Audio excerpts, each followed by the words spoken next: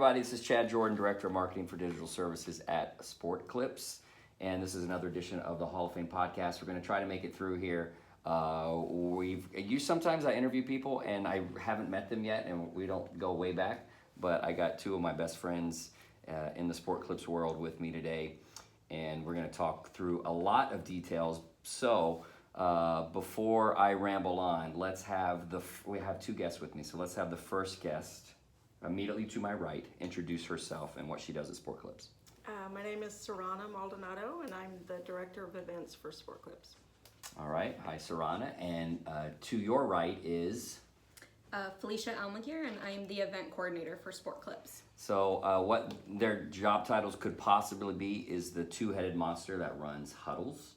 So the reason I said that we go way back and we're friends, because they're the ones who kind of gave me my bucket list item last year, getting to help MC Huddle, and we'll do some more fun things this year. But I thought with Huddle now weeks away, and us all in the same place at the same time, just today having discussed some Huddle things, I thought it'd be cool to get them together and for all the Sport Clips world to kind of get to find out what really goes into pulling off Huddle events all around Sport Clips, but specifically the national convention, which we call Huddle.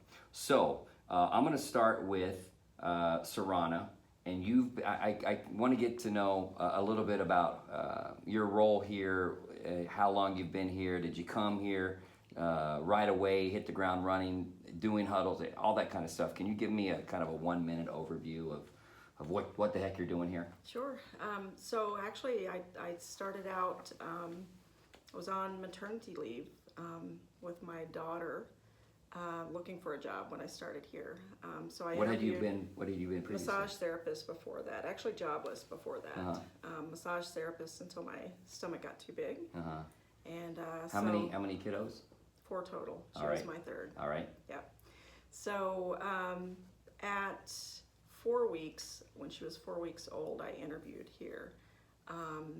5 weeks old, I started working here.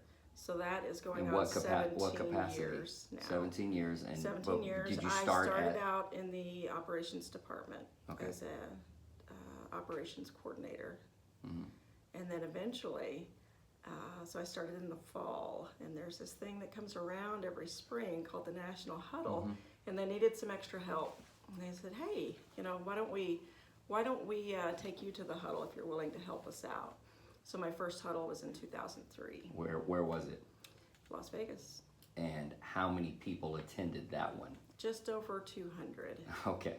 So 17 years ago, it was 1/10, 1/20th of the size of what it is now. You go to Vegas, and what do you see there? So we went to the Golden Nugget. So it's off the strip. It was off the Fremont strip. Street, right? Yeah. Yeah, okay. So we go there, and honestly, I didn't have a clue what I was doing there. And I remember that I was intimidated by Gordon. I mean, who wasn't? Right.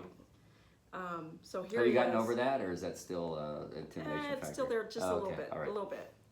But my first glimpse of Gordon being human, because here I am, new girl coming in, he's founder and CEO of the company, was that Huddle. So in 2003, that was back when we actually provided a printed binder for every single attendee. So granted, it was over 200, but it was a binder. A binder of handouts, a binder of agenda. We didn't have a mobile app back then, right. Stuff like that. Also a much lower budget back then too. So anyway, our boxes of binders didn't show up at the Huddle. And Nancy Vandiver and I were devastated. And whose responsibility was it to ship them? Was this a Saronna stamped thing? So we had our front desk person ship them. Okay. And she didn't fill out the label correctly on a 2-day overnight. What she did was put a sticker on the box that said 2-day. But the part, which doesn't mean anything to anyone unless you fill that part out on the shipping thing. So anyway, they were at some UPS hub or FedEx hub, something, and they wouldn't bring them to us. So they were close by, but it was... Oh, so they made them to Vegas, but they wouldn't... They wouldn't deliver them. Oh, my. No. So we're devastated. We're thinking, we don't have all of this to hand them out, to give them. We worked hard on them. And so Gordon walked into the room, which is called our war room, so the locker room now. But it's the on-site Sport Clips office. He walks in, sees that Nancy and I are devastated, and just figures out the situation. He said, well, if they didn't know they were going to receive them, then they won't miss them. Wow. Oh, And that's the solution. That was the solution.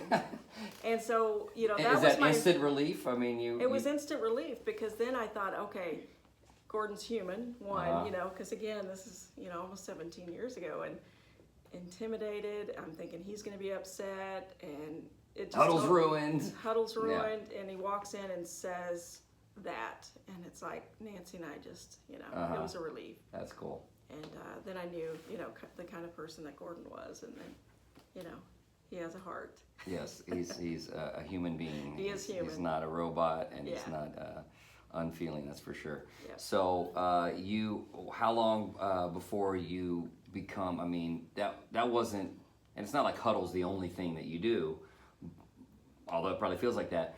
But how long before it really kind of morphs into what it is today in terms of your role? So I kind of took a back seat to some folks that were handed off the role of directing the Huddle.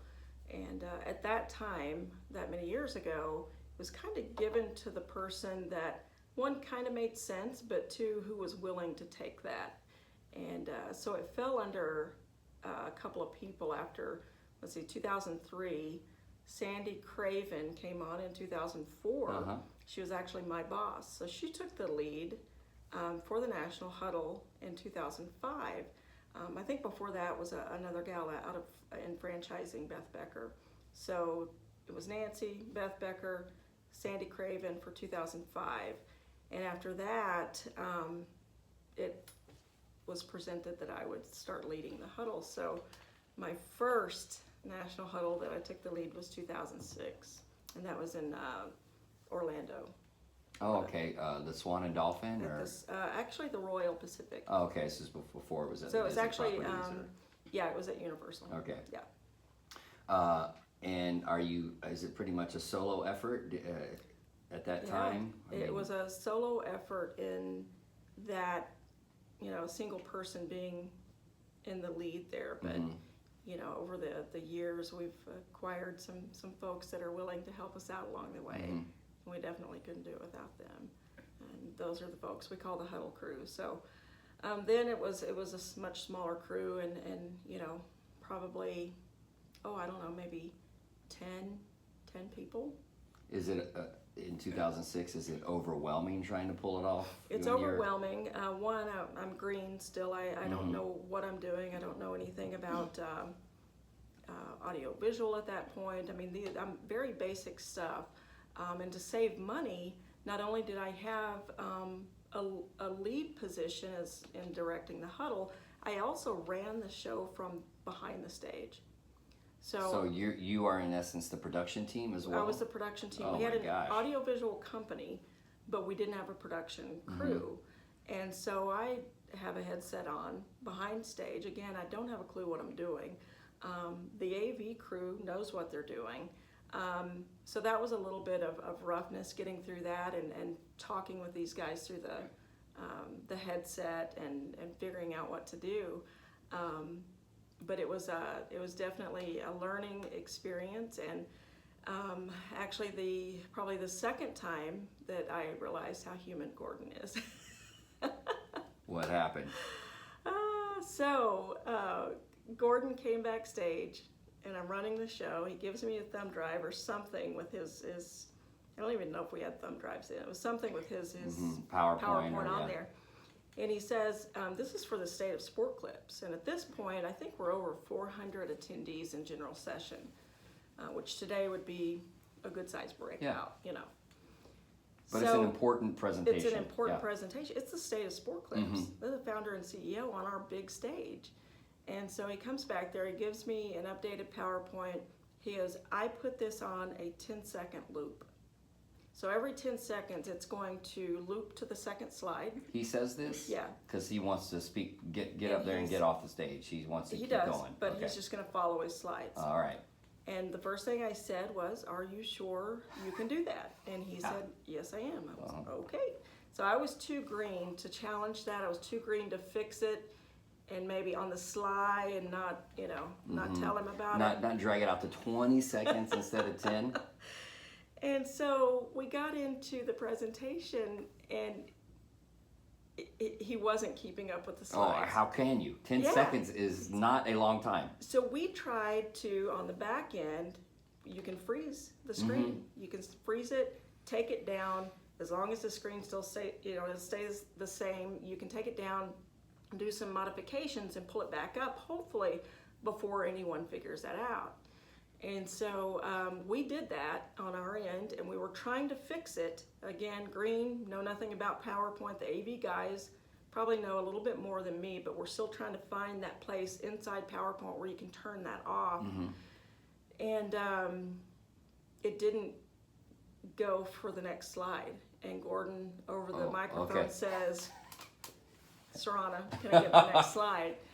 Oh, by name. Ouch. By name. So we didn't have a choice, but we put it back into show mode. Anyway, I remember after this, and it being the state of Sport Clips, I just sat back in my chair, and the tears rolled down my Your eyes. very first solo huddle, and this is what happens. And that was it, yes.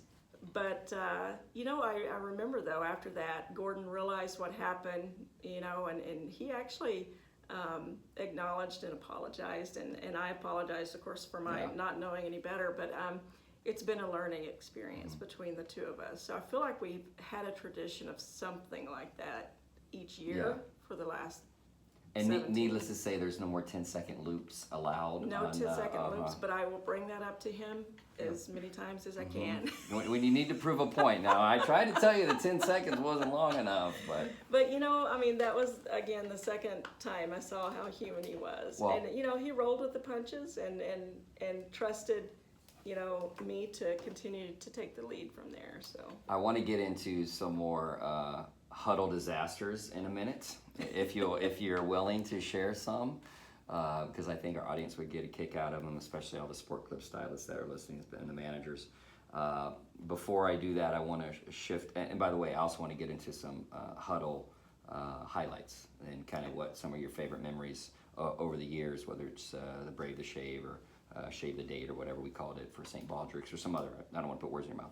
But I need to shift over a little bit because at some point, it's obvious this has gotten too big, the huddles are, too well attended, too important, all that kind of stuff, that it can't be a one-woman show and you needed help. And so, and then we have our friend Fileshia here who comes to the forefront. I need to find out, Fileshia, first of all, you obviously probably did not get hired to be the right-hand woman of Huddle. So how does your career get you to Sport Clips? What happens? How do you get here?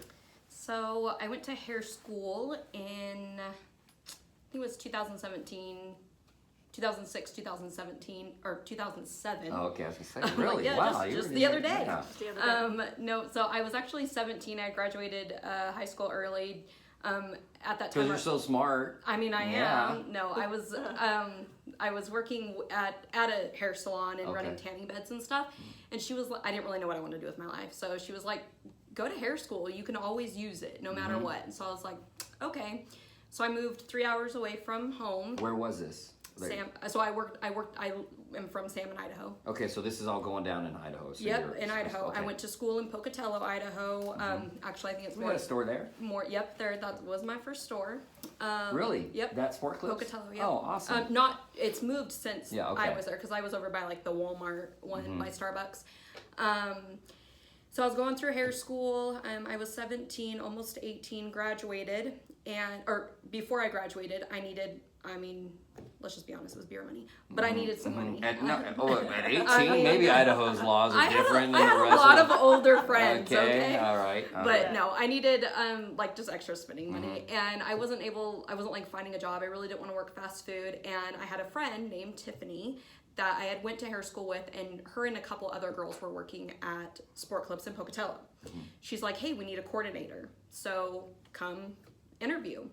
I got the job right on the spot. Because you love to talk. Yeah, so that was I'm very a natural friendly, fit. and so I started working there in 2007.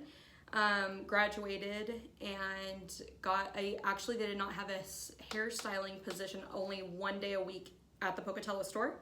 So I drove 45 minutes to Idaho Falls and worked there, which actually was a really good experience because they were a lot busier than Pocatello at the time.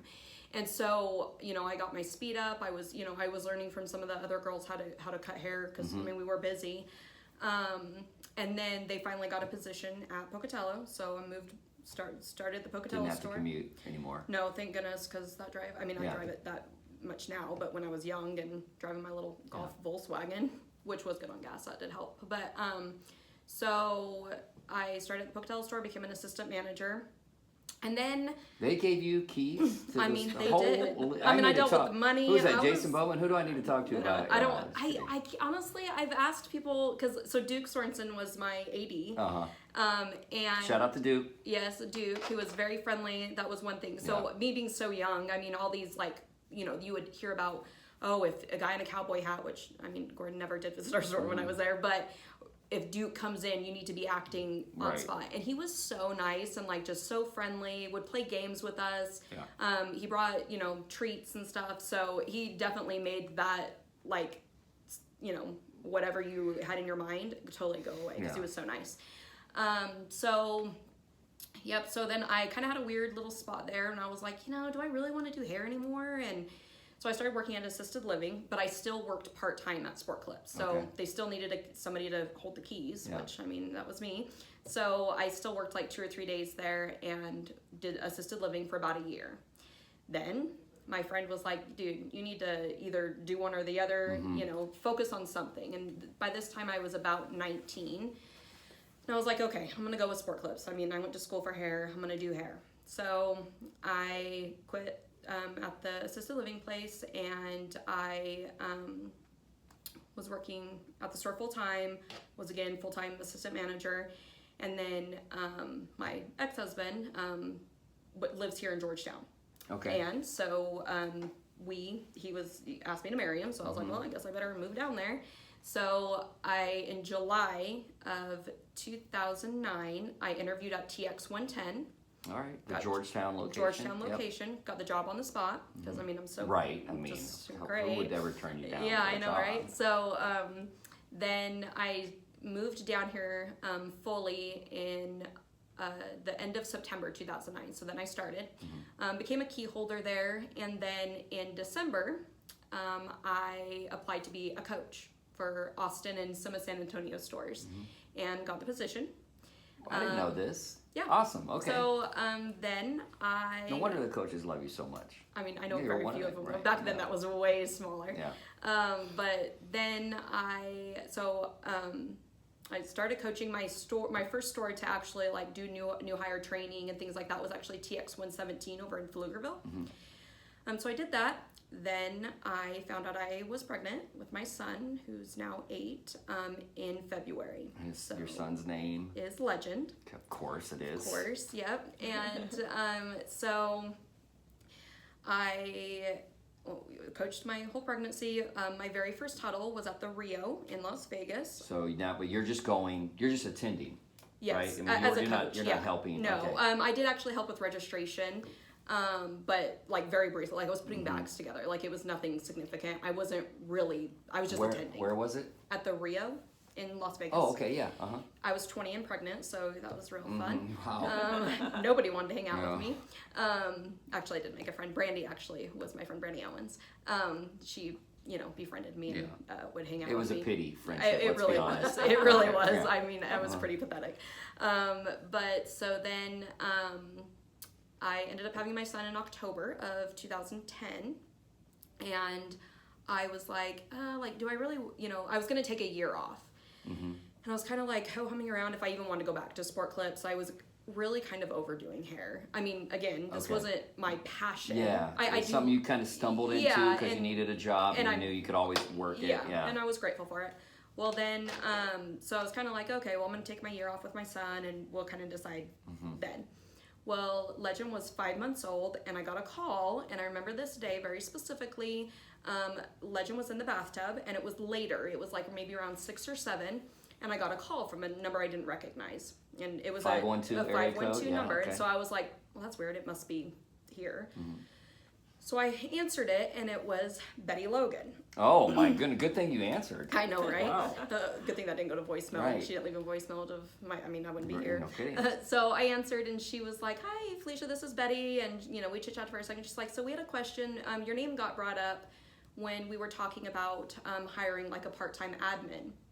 And Betty and I would cross paths. Obviously, I knew her because I worked for the And Betty is the wife of the CEO and founder, Gordon, and also helped run the company stores. Yes, for quite the... which you had worked for. Right, yeah.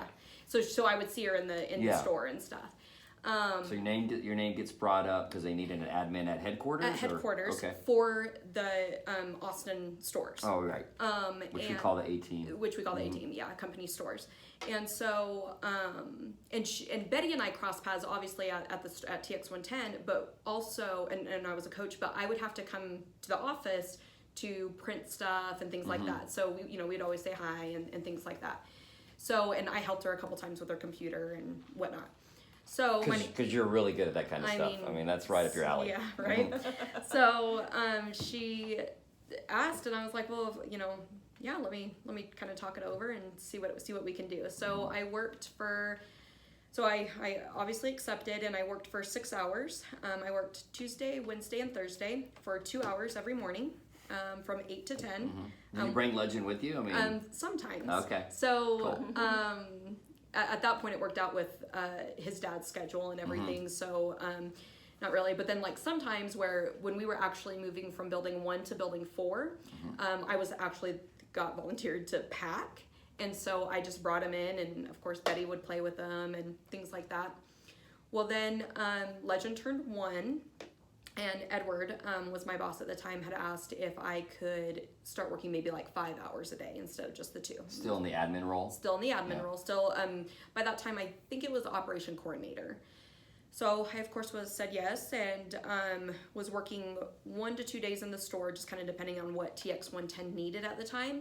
And then the rest of the time in office working as an admin until, I think it was like 9 to 1 was my shifts.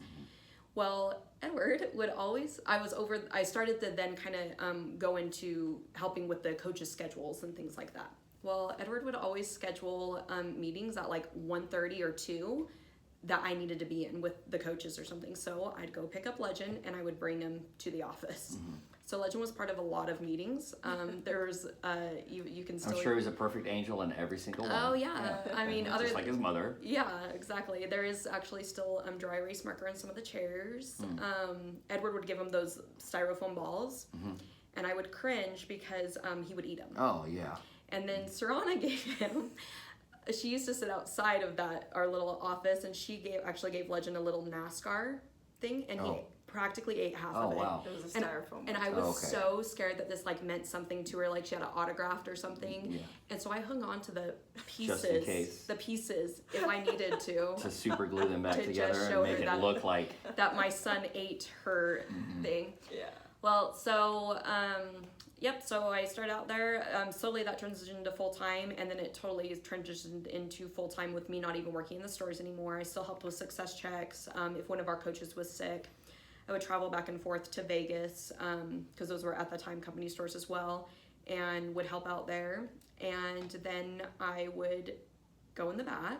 So I did their pep rallies too. So they're big like quarterly pep rallies. Yeah. So that's really where my events started. Oh, okay. So and that gave you your doing chops awards for and planning and find the logistics of it, seeing where we were going to do it at, if we could fit. Well, about that time is when I started to realize, Saronna's kind of funny and she's kind of cool to hang out with. And so I would go into the back, and there was a styling chair back there for like her guest chair. It was in the corner, and I would interview with her.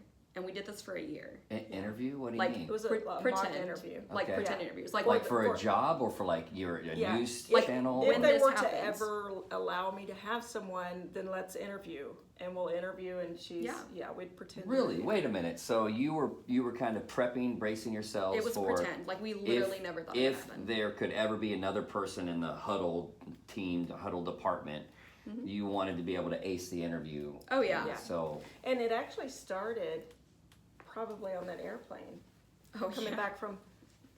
Where It was Vegas. it was Vegas. Uh-huh. We're talking.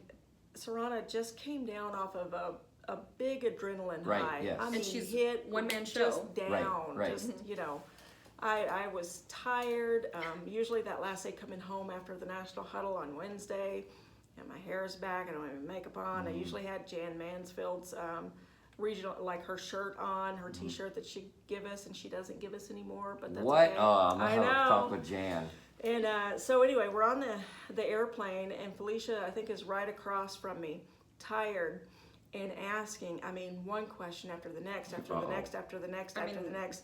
I was But high. I did. Yeah. I took it in stride. She Oh, really I'm high, waiting for the handled it snap nice. to happen. Nothing. No, I Oh, just wow. So nothing, nice. nothing. But it's funny because that was the first part of the start of the interviewing, and ever since then, when she joined on, then she got. I was like, She wow. I feel bad for doing Right? this. Why did I Like do Wednesday. that? Yeah. Yeah, because Just kept my mouth shut and head down and let you. Totally. No, come I mean, I back was to on earth. high. I just went to, this great conference Yeah. and, and everything like that. So, yeah, I grilled Total her. 50 I asked questions. her everything. Yeah. I mean, this was a 2.5 hour flight. Yeah. I mean, I guarantee that she was like one of the first people off that plane, like, bye, Yeah. Felicia. And she's not even. Yeah, literal bye, Fileshia. So, we Yeah.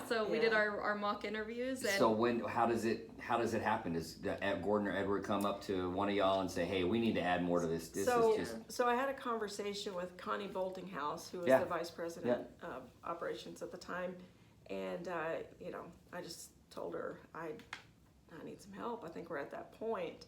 I think we're at the point much earlier, but at the point that I think I was coming to terms with needing to add someone on and stuff, and that kind of got the ball rolling. So you actually said help. But Connie saw that too. Okay. Connie was fairly new.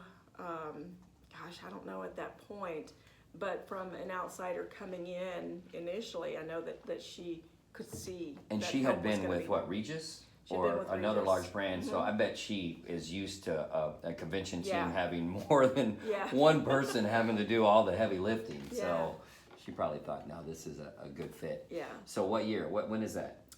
So I kind of started a little into 2014, like the last couple months. Because I needed to finish transitioning myself out of the 18 company stores and into the position with Saronna. So I was like working like 1 or 2 days with Saronna, the rest of the days transitioning in 2014.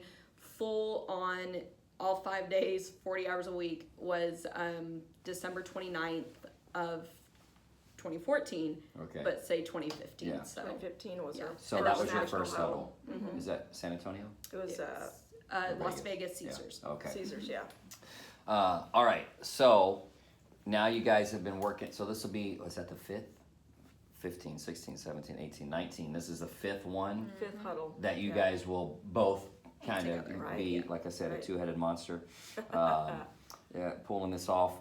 Can you give me what have been during those times? What have been some of the highlights? During the last 5 years. Yeah, memories together. Let's say. Oh gosh. And it doesn't necessarily have to be at Huddle. It could be Huddle Prep, and it's got to be this. Does have to be family sensitive, But I think it's just it's been a learning experience for both of us, because I think over that 5 year span, 5 huddle span, we implemented seating, assigned seating. okay. So what did it used to be? Just free for all? Everybody would come in. So we tried to do it sort of loosely by region, but I mean it wasn't anything to what it is now. So in the like general session, yes, it was like masses would just run in. Oh my gosh. Which we loved, because I mean there Good was energy. and people would follow, which was Yeah. fun. Oh like yeah. shoes flying. Oh, There's some fun. Hair there's some getting good pulled, stuff. and I would have loved to see videos from that. Yeah, so that was that used to be, well, so my first year in 2015, it was, we figured out where all the regions were sitting on site. So, you know, we would look up off of the registration list and say, okay, the Mansfields have 200, the Weismans have 300, and then I would place them in the seating chart. And that was... you did that on site? On site, and that was just gluttons for punishment? I mean, why? Yeah, okay. I mean, you had 364 days to get ready, but that's when you wanted to do the seating chart was... So I kind of came into that. So it used to kind of go... Just because I guess when it was smaller, you could just do it and it wasn't a big deal. Or people would run in and just save their tables. Yeah. And put like flags or whatever they were doing. Yeah, and I think honestly it was typically right after the first of the year. So in January is when more support team starts to kick into huddle thinking. So we're thinking of it, you know, year round, and you know, some of the others are now in January. We're on the home stretch. It's starting to be top of mind. So I'm pretty sure the seating kind of took a back seat to what we actually had to do. Yeah, it was of less importance. Yeah, at the time. Yeah, and at that point also, because what happens is, you know, managers or whoever bring guests, so they might bring a husband or a wife or whatnot. Well, then what happens is, oh hey, you're coming to the awards banquet with me, and now that person has taken another manager's, another team leader's seat. So on registration, I have that say, we're just using Jan Mansell, we're not picking on her or anything. Right. Until she gives us all a shirt. Yeah, if she gives us a shirt, we might not use it. In color. I don't want the black writing on the gray shirt again. Right. Mansfields. So if, say she has 200, well, say 5, and that makes a difference. Even 5 of her managers bring their husbands or wives or whatnot. That takes up now that many seats, and now I don't have enough for that group. Yeah. So what ended up happening is 2015, it was like the nightmare of seating for me, was that we didn't have enough seats. Of course, it's my first huddle, I'm devastated, and we're trying to find the seats. There was seats, but there was like one here, one there, you know, so really the, say 50, 60 people that didn't have seats, there was 50, 60 seats just out not there. Where they wanted. Just not where they wanted. with people, you know, it wasn't with their friends and things like that. So, and I get it. And so they were disappointed and I was disappointed, and it was what it was. So what are some things you guys have learned together over the years that you've kind of refined besides the seating arrangement? Yeah, seating is definitely a huge one. Oh gosh, refined how to handle breakouts for sure. Definitely. This is probably the year I feel that we finally have nailed it.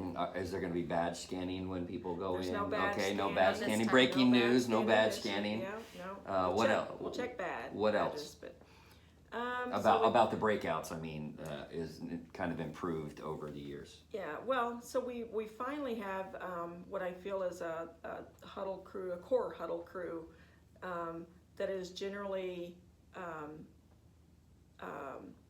invested in and has the desire to make it excellent. to make this. Yeah. And when I say core huddle crew, that's, you know, a handful of us that are taking the lead. And we have some folks that fall underneath us. And it's y'all too, and then like other support team members so who have full-time jobs outside of events, but step so we in have and Kelly help out. Patillo handling the suppliers and exhibits. We have Preston Leffler, who's actually been on our huddle crew for a few times now. 5 years. And has definitely hung with us, and he's been one of those that has stayed steady, you know, the whole time. And he's been able to give us some great feedback. He's got a good head on his shoulders for the organization of definitely. That, along with Fileshia being on the floor and seeing now over, you know, the last few years how the flow of the crowd works, how the handling each breakout, like how many the extent of the number of PowerPoints being handled.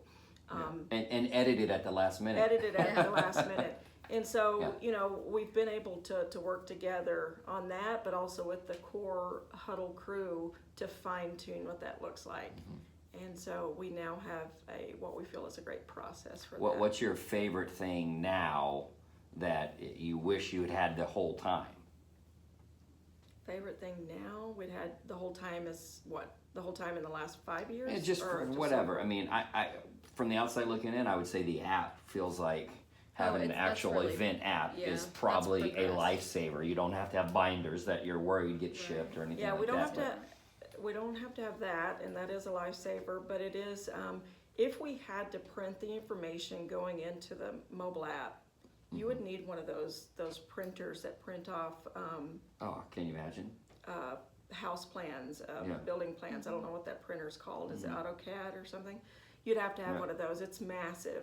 And so the information going in is just outrageous. And so, yes, by the time it gets published to the mobile app, then the mobile app is easier. But it takes a lot of work. And we just published that yesterday. Yeah, so the app is out. People can download it. Yeah. In fact, I'll probably include instructions. Yeah, you have to be registered. Yeah, you got to register. You got to go through register first, but you can type to your social media stuff. I saw that you can type. To me, I tied it to Facebook, of course. Yep. So that was, and you can upload profile pictures. You can chat with people, attendees that are coming. Right. All of that kind of stuff. Is there going to be a game this year? I know we gamified it last year. I don't think we quite hit what the game will be called, but yeah, there will be another game with prizes. With prizes. Okay. Oh, are you gonna? I know. I'm not gonna say which prizes. I'm like, I kind of know off the top of my head a little bit, but we'll tease that out. There will be prizes, and last year they were pretty cool. Yeah. We do have a really big prize and a really big game going on right now with the Sport Clips Karaoke Battle. Yes. So, how are you feeling about that? Oh, I mean, it's going great. I mean, thank goodness for you and Whitney for kind of hitting it out. I think you publishing and Whitney doing her videos and stuff. That's. I think it's a lot of fun. We, in the past years, and I wasn't part of the team at this point, but they did Sport Clips Idol. Yeah. So almost every year, there's at least one or two people that ask if we could do Sport Clips Idol, and so really that's the Then we took that, and then you really came up with karaoke. The reason for karaoke, we actually debated. For those, not the three of us, just to find out that we debated what we should do, whether Sport Clips Got Talent or Sport Clips Idol, or we even thought a lip sync battle would be fun, but that's really hard to share on social media because if you don't have the songs licensed, they're going to get muted, and then it looks ridiculous. Two people doing a lip sync battle or a team of Sport Clips team members doing a lip sync battle, and the music's muted. But when you do a karaoke video, as long as you're not using the original music, it's passable, and you can upload it on social media, share it, do all that kind of stuff. And so that's why we went. And what I feel is it's gotten so much late momentum. Like we had originally announced it in January, right? Which felt like more than enough time. Yeah. But and then of a deadline at the end of February, and then we realized it's going to take them a couple weeks, months to really for the fire to spread. And so we've, of course, extended the deadline to March 22nd. And I don't know. We had some great early entries, of course, but some of these later entries are fantastic. Right. And in terms of details, I think we're still hammering out exactly how we're going to reveal. There's going to be a top 5 that everyone at Huddle, I believe, is going to be able to vote on. Right. So there's going to be a Huddle team that's going to pick the 5 videos that qualify for best video, almost like the Oscars, best picture. But then at Huddle, we're thinking, is it a poll that we're going to? It'll be a poll. Yeah, okay. It'll be live. So they're going to. And everyone at Huddle is going to get a chance to vote. They're going to get the chance to see the videos and then vote. Yeah, winner determined right then. So. And I know these details still need to be hammered out, but we heard, I believe it was Al Rodriguez who gave us the idea of maybe we should at least pick as a Huddle team or something. Even if they're not the top 5 videos, the video that might have had the best lyrics and the video that had the best choreography or, something like that. And it won't win the grand prize, but just to give them a shout out or show their picture or something on stage. So so we may do something like that if you guys are up for it and if we have the time to put it all together. Anything else in terms of, how about this? If I'm allowed to, you might not be able to answer. You might not be willing to answer this. So if you're not, forgive me. Are you able to share with us where some of the upcoming huddles are going to be in the years to come? Yeah. Okay. Where are we looking? Finished signing a ton of contracts. So already in the pipeline for for a few years anyway now has been San Antonio for 2020 and 2021. Okay, so back-to-back years in the same place. Back-to-back years, San Antonio, always a great location for us. Yep. So 22, we will be in Nashville at Music Wow. City Center. First time ever in First Nashville, time right? ever. Mm-hmm. Awesome. And 2023, we have signed that contract as well for Fort Worth. Okay, Fort Worth Convention Center. Dallas area, Fort Worth. Right, yeah. So back to Texas, okay. Yep. And I believe, if we calculated right, that's our 30 years now at 23? 24. 24 or 23? 2024, because it'll be back in Nashville. I think 23. If I think it's 23. 2018, because we were going to sign 2018 plus 5 is, Never mind, 23. 23. Yeah, Yeah. So then we actually are back in Nashville in 24. Okay. We have a possibility to go back in San Antonio in 25, but nothing signed on that. Cool. But so some new venues. Have we ever been to Dallas, the Fort Worth area before for a huddle? No. Okay, so that'll be new. Nashville will be new. Right. San Antonio will be familiar but reliable. Right. And so no more Vegas for a while. Not for a Kind of while. gonna get Vegas out of our system. Yeah. If you need to Yeah, go to we do. Vegas, go for like a vacation, Something not else, yeah. for a convention.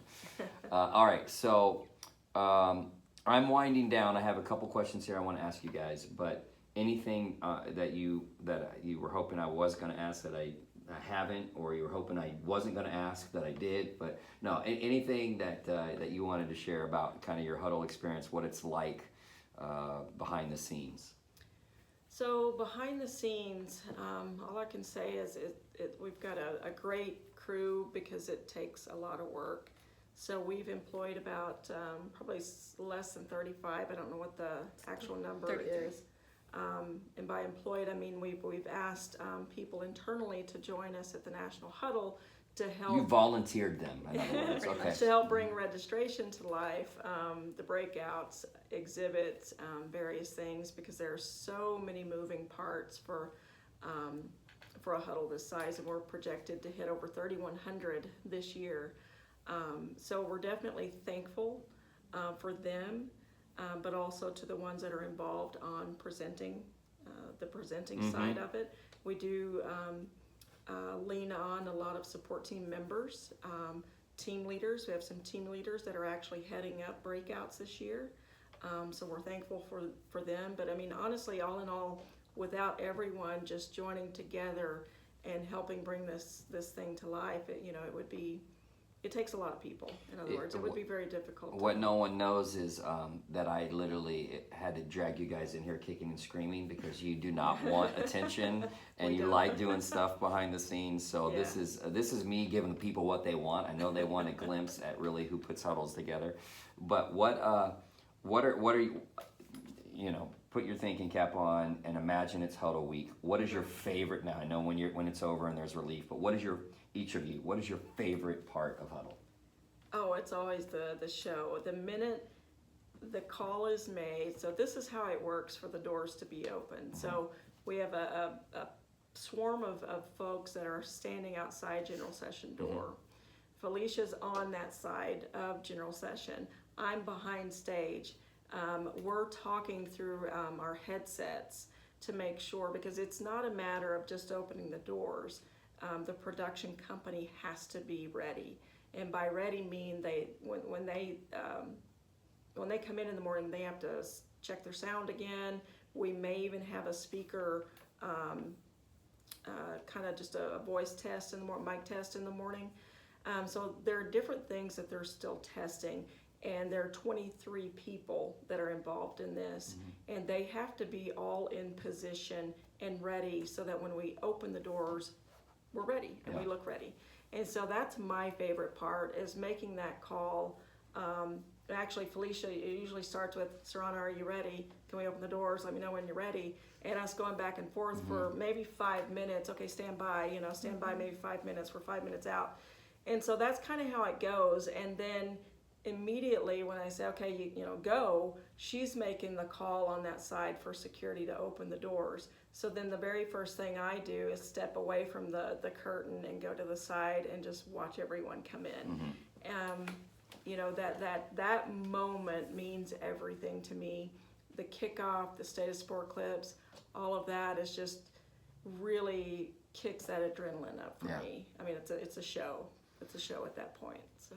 What about you, Fileshia? Same thing, or? No, because I'm more on the floor. So yes, I'll sneak back there and hang out with Saronna for a little bit, or just to like see, because it really is cool. I mean, it's. And you have a headset in. You're communicating with her. Sometimes she is known to take it out, and when she's had enough of you. Yeah, well, or us, because I mean there is usually about 15 of us on the headsets, but we're always on cell phone. We're always texting. I'm there, but mine's actually, seeing the breakouts and walking into the breakouts and seeing that, and it's honestly our huddle crew.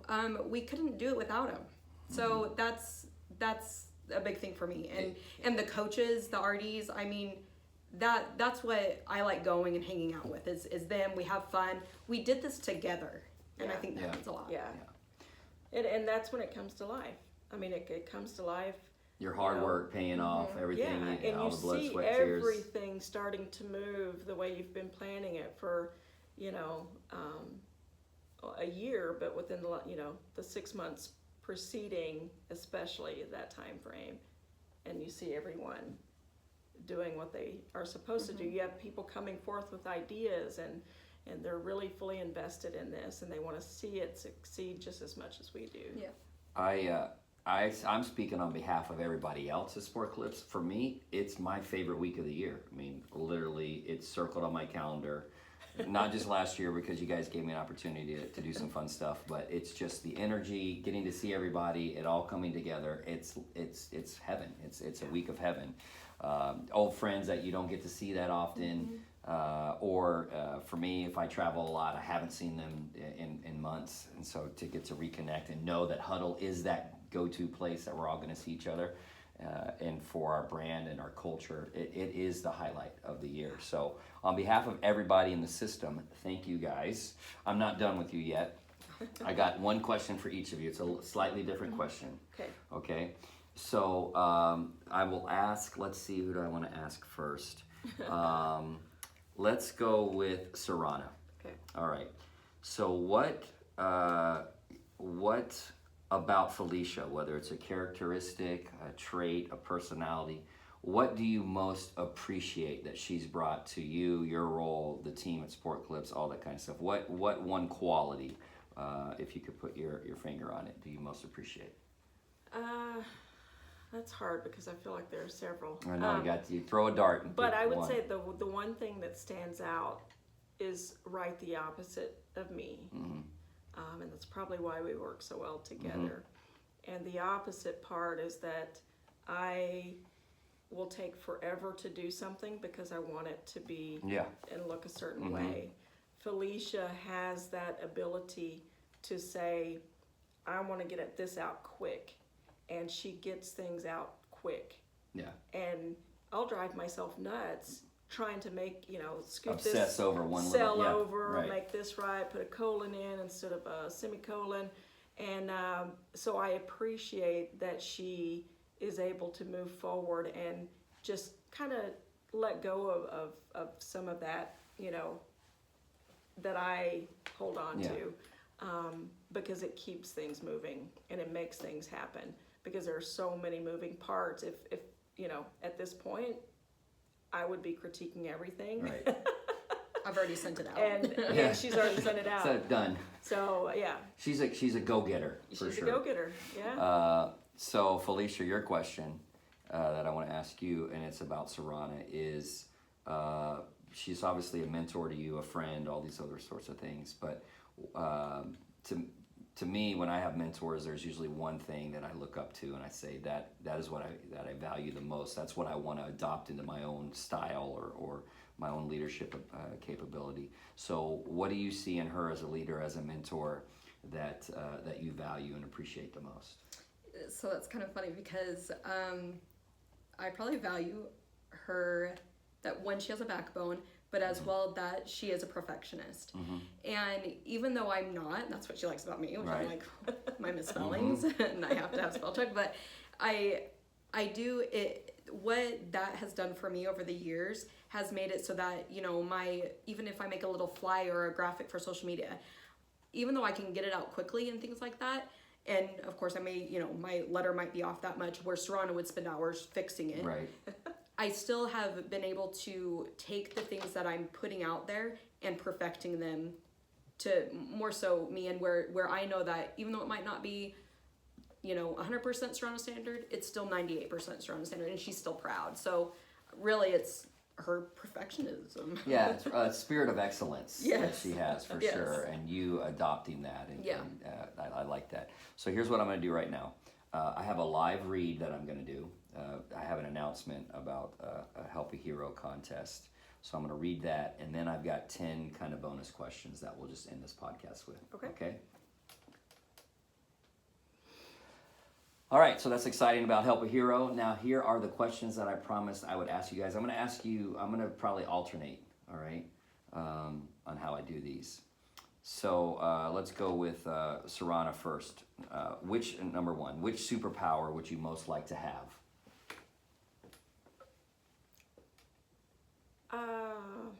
Flying. Flying? Yeah. So get the huddle faster and... I always wanted to fly Okay. when I was little. I'm going to ask you another one then right away. Okay. Number two, what is your personal motto? Oh gosh, do your best. Do your best? Do your Now, of best. course, Miss Perfectionist over here.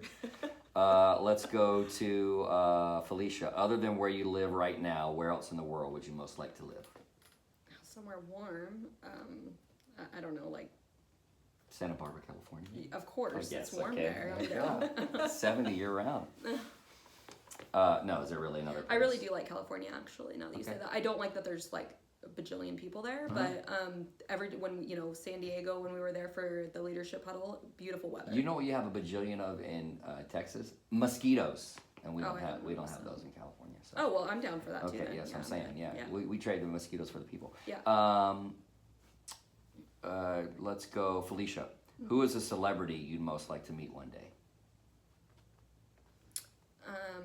Is it Chris Pratt that plays on Parks and Rec? Yeah. Yeah. mhm. Okay, well, and yeah, Jurassic World and Guardians of the I Galaxy. think he's just really funny. I like funny people. All right, what about, we'll ask that to Saronna as well. Oh, Will Ferrell. Will Ferrell? Oh, yeah. Oh, That's- man, we that's got to a get good him one, for a too. huddle. Heck yeah. That's a good one too. Instead of spending all our money on a venue, we'll just get one celebrity to come to a parking lot somewhere Yeah, where we all right. gather. Yeah. Number 5, Saronna, which words or phrases do you most overuse? Are you freaking kidding Okay, me? are we cleaning that up? That is clean. Okay, That is all right, that's what I'm saying. Are we giving the clean version?